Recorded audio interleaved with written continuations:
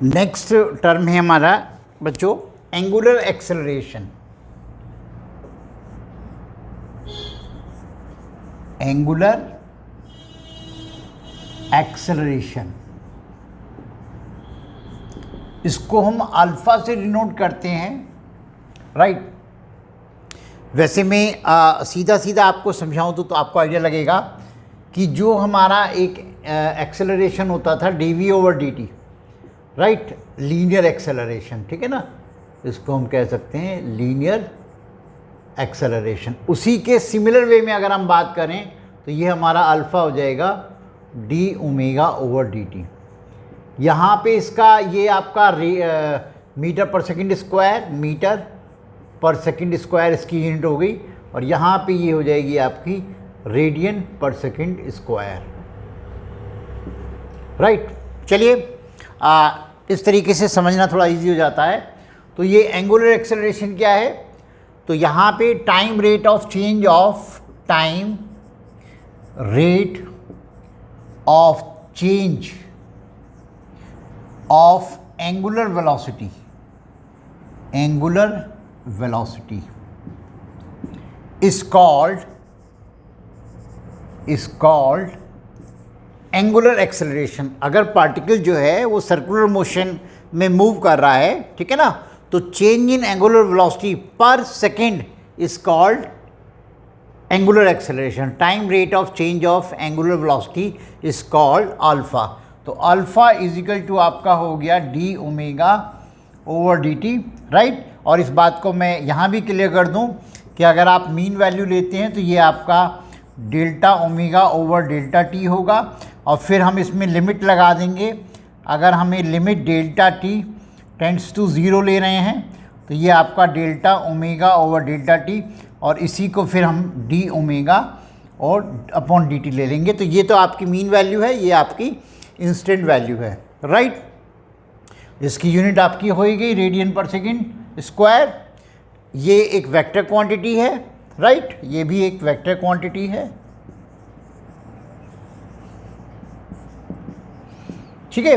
और अगर हम इसकी डायमेंशन फॉर्मूला देखें तो इसका डायमेंशन फॉर्मूला देखिएगा m0 L0 t minus 2, right. तो यहाँ पे अब हम इसके बाद जो लेंगे देखिएगा, ये आपका लीनियर एक्सेलरेशन है, ये आपका एंगुलर एक्सेलरेशन है। तो नेक्स्ट जो हमारा टॉपिक है वो है relation between angular acceleration and linear acceleration, right. चलिए शुरू करते हैं।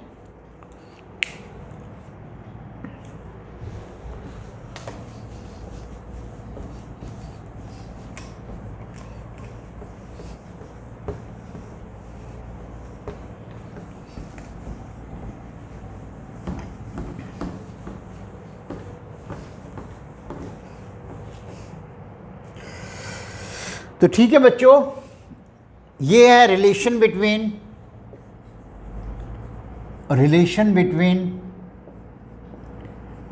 Angular acceleration alpha and linear acceleration A. Alpha हो गया आपका एंगुलर एक्सेलरेशन, ए हो गया आपका लीनियर एक्सेलरेशन, ठीक है। ऑलरेडी हम जानते हैं कि v is equal to R omega. v is linear velocity,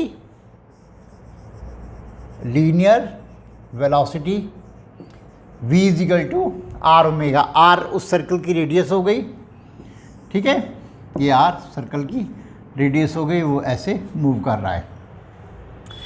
तो v is equal to r omega हम यूज़ करेंगे differentiating on both sides with respect to time t, differentiating on both sides with respect to t। बहुत easy topic है ये। देखिए ये बन गया आपका dv over dt, r d omega over dt। तो dv ओवर dt एक्सेलरेशन है, लीनियर एक्सेलरेशन, और ये आपका एंगुलर एक्सेलरेशन। तो ये आपका फॉर्मूला बन गया, ये आपका हुआ linear acceleration is equal to r into angular acceleration, ठीक है ना। और इसको इन टर्म्स ऑफ वेक्टर लिख देते हैं हम, इन टर्म्स ऑफ वेक्टर, ये आपका हो गया vector A is equal to vector alpha into vector R बेटा। तो ये आपका रिलेशन है, ठीक है ना। तो आप देखते जा रहे हैं, मैंने आपको इसी तरह से वी और ओमेगा में रिलेशन बताया था, ठीक है ना, और अब मैं ये रिलेशन आपको बता रहा हूँ। जाहिर सी बात है वेक्टर ए अल्फ़ा और आर दोनों के परपेंडिकुलर होगा, ठीक है। वीडियोस को पॉज करके आप देखिएगा, ठीक है ना। चलिए नेक्स्ट टॉपिक लेते हैं अब हम, centripetal acceleration.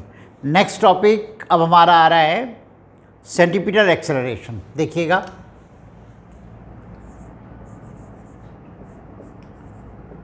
Centripetal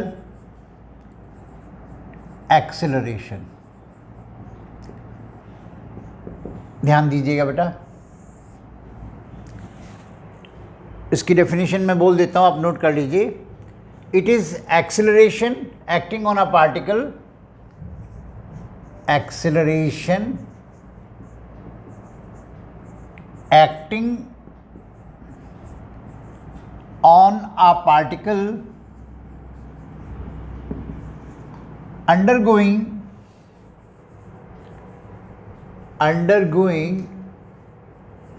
uniform circular motion, undergoing uniform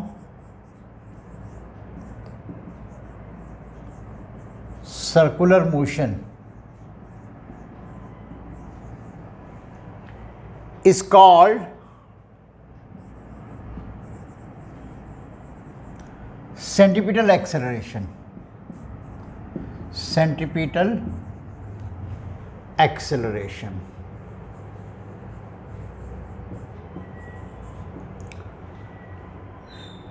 जो हमारी यूनिफॉर्म सर्कुलर मोशन है, देखिएगा ये हमारी यूनिफॉर्म सर्कुलर मोशन है।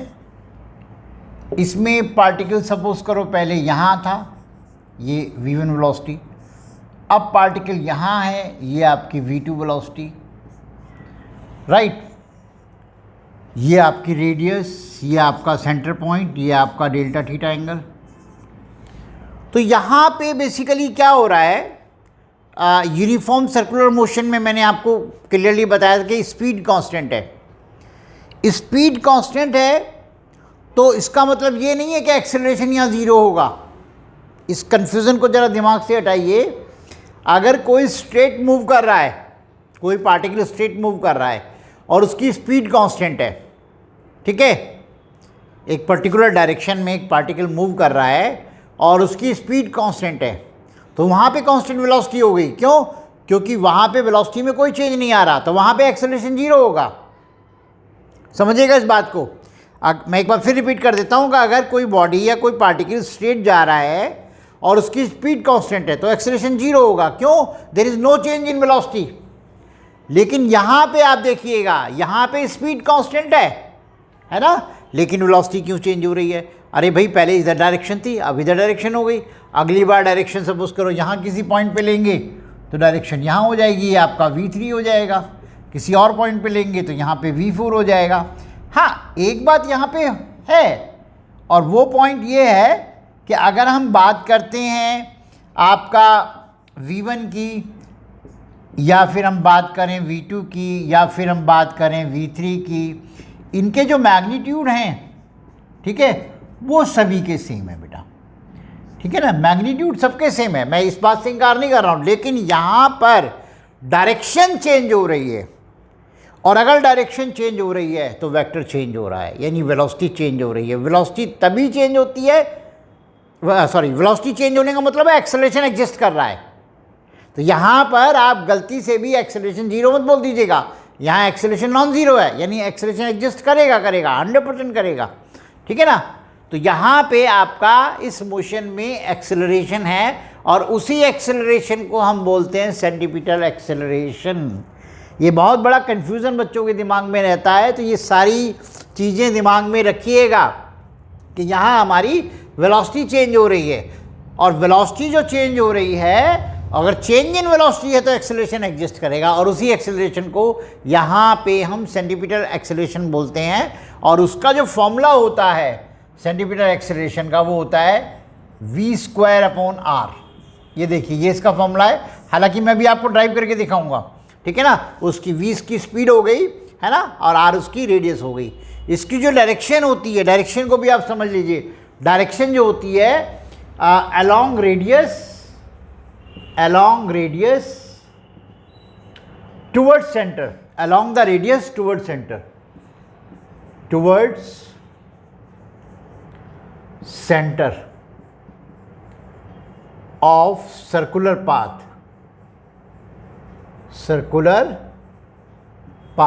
देखिए ये आप समझिएगा जरा इस पॉइंट को, या इस पॉइंट पर ये एक्सेलरेशन होगा along the radius towards center, इस पॉइंट पर ये एक्सेलरेशन होगा towards the center। अगर इस पॉइंट की बात करें तो यहाँ पे ये आपका along the radius towards center, और अगर इस पॉइंट की बात करें along the radius towards center होगा। तो ये थोड़ा सा यहाँ पे आपको समझना पड़ेगा, क्योंकि एग्जैक्टली जो फील वाली बात है वो जब नेक्स्ट चैप्टर में मैं एक टर्म आएगी आपकी सेंटीमीटर फोर्स कराऊंगा, तब ये 100% एकदम क्लियर हो जाएगा।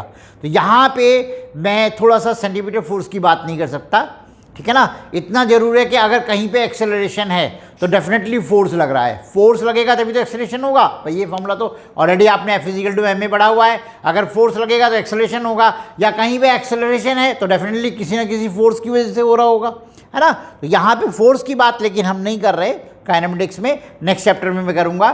तो यहाँ पे एक चीज़ आप समझ लीजिए, ठीक है ना, कि कौन से एक्सेलरेशन की बात कर रहे हैं। Acceleration acting on a particle undergoing uniform circular motion, ठीक है ना। और इसकी जो डायरेक्शन है वो टुवर्ड्स जो है वो सेंटर है अलोंग द रेडियस। तो A=v²/r, ठीक है ना। अब मैं ये आपको इसका डेरिवेशन बता देता हूँ, ठीक है ना। चलिए इसका डेरिवेशन ले लेते हैं हम। Derivation of centimetre acceleration,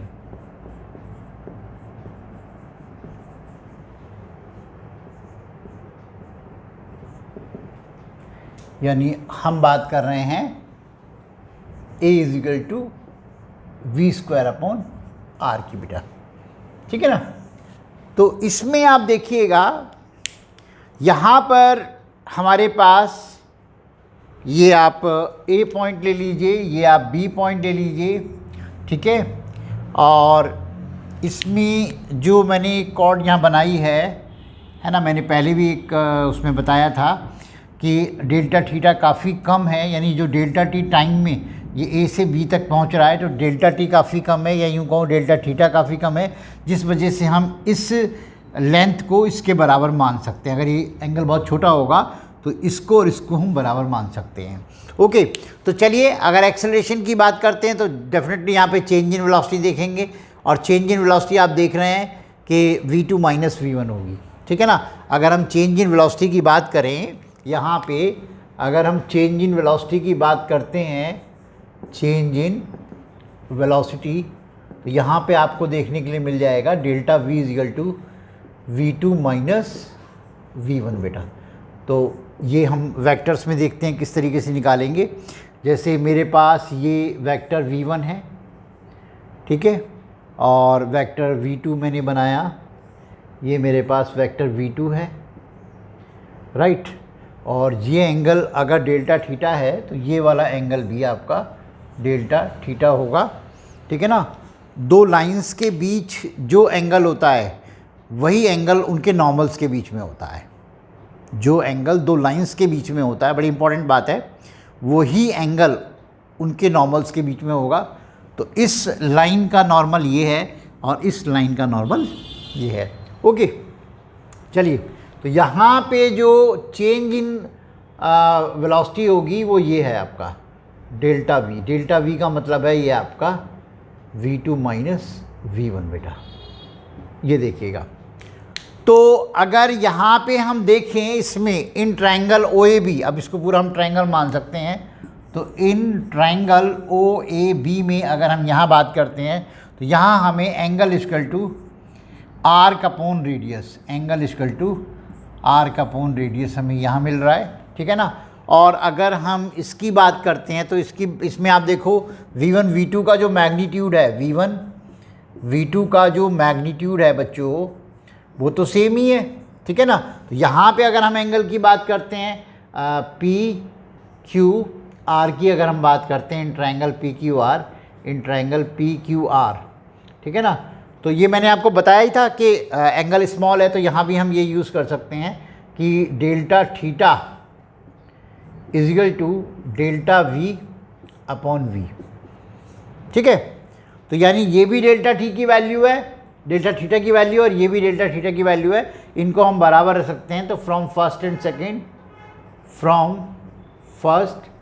and second, तो ये आपका हो गया delta S upon R is equal to delta V upon V, right. यहाँ तक क्लियर होना चाहिए, क्योंकि इससे हमने, इस ट्रायंगल से हमने ये वैल्यू निकाली है ना, angle equal to arc upon radius, और इस ट्रायंगल से भी हमने ये वैल्यू निकाली, राइट, और इनको हमने बराबर रख दिया। अब क्या करेंगे, divide by delta T on both sides, divide by delta T on both sides, दोनों तरफ डेल्टा टी से डिवाइड कर देंगे। तो जब डेल्टा टी से डिवाइड करेंगे तो ये चीज़ बनेगी आपकी delta S over delta T into 1 upon R is equal to delta V over delta T into 1 upon V, ठीक है। यहाँ पे अब देखेंगे दोनों तरफ मैं लिमिट्स लूँगा, तो मैं इस तरफ आ जाता हूँ, ठीक है। तो ये आपके पास जब मैं लिमिट लूँगा तो ये हम ऐसे लिख सकते हैं, limit delta T tends to 0, और ये आपका delta S over delta T into 1 upon R is equal to, इसमें फिर इसमें भी लिमिट लेंगे, limit delta T tends to 0, और ये आपका delta V over delta T into 1 upon V, और ये चीज़ आपकी पूरी की पूरी बन जाती है बच्चे D S over D T into 1 upon R is equal to, ये आपका बन जाएगा D V over D T into 1 upon V, और ये आप देख रहे हैं वेलोसिटी, और ये हो गया एक्सेलरेशन, तो v into 1 upon R is equal to A into 1 upon V, और यहाँ से आप देख पा रहे हैं a is equal to V square upon R. ये है आपका सेंटीमीटर एक्सेलरेशन। इसकी डायरेक्शन को लेकर के क्लियर रखिएगा अपने आप को कि along the radius toward centre, okay. इसमें भी हम अगर v equal to R omega put कर दें, put v equal to R omega, अगर v की जगह हम आर ओमेगा पुट कर देते हैं तो इस फॉर्मूले को हम ऐसे भी लिख सकते हैं, a equal to R omega square. ये आपका सेंटीमीटर एक्सेलरेशन, ठीक है। मैं समझता हूँ आप लोगों को क्लियर हुआ होगा, काफ़ी अच्छे ढंग से क्लियर हुआ होगा, ठीक है। इसमें एक छोटी सी कमी रह जाती है, वो नेक्स्ट चैप्टर में आएगी, सेंटीमीटर फोर्स। जब हम सेंटीमीटर फोर्स की बात करेंगे तो सेंटीमीटर एक्सेलरेशन और भी ज़्यादा आपको क्लियर हो जाएगा, ओके बच्चों।